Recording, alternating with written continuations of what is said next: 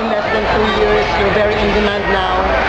Ah, Tignan mo, no? Masaya po. Kasi siguro, wala lang. Trabaho lang talaga. Tsaka, siguro,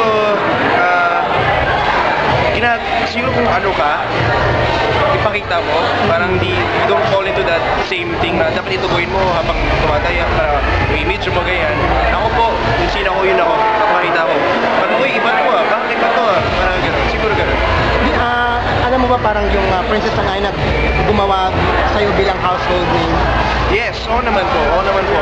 Si Miss Tita Malu Santos, yung united namin. Sulat pa ako ng picture para sa kanya. Sabi ko, maraming salamat po Tita Malu for making me sa Princess Angay. Kasi Wow. So, natuwa naman siya, pinuso naman sa Instagram. So, thank you po, thank you. You're very grateful of that show. Sobra. Kumusta na yung indie film mo or may ba? Pinag-uusapan pa kung gagawin ko nga yung indie film kasi horror siya.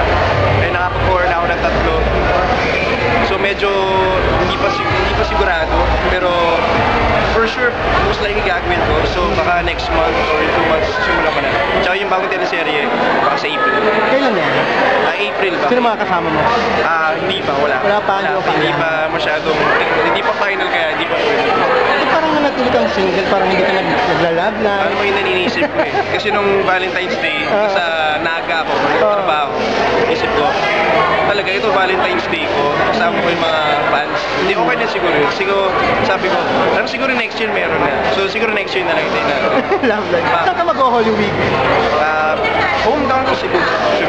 Talaga? Sama. Ano ba mga tradition sa Cebu? Pag ganun? Taga Cebu rin ako. Ba? Sa Motos Island. Motes? Ako sa Patatas. Joke lang. Bantayan Island ka ba?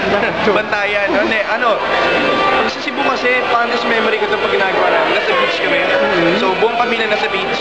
Isang buong lechon. Kain ng marami. Swimming sa beach, snorkeling island, tapping. Basta lahat. Basta nasa beach kami lahat.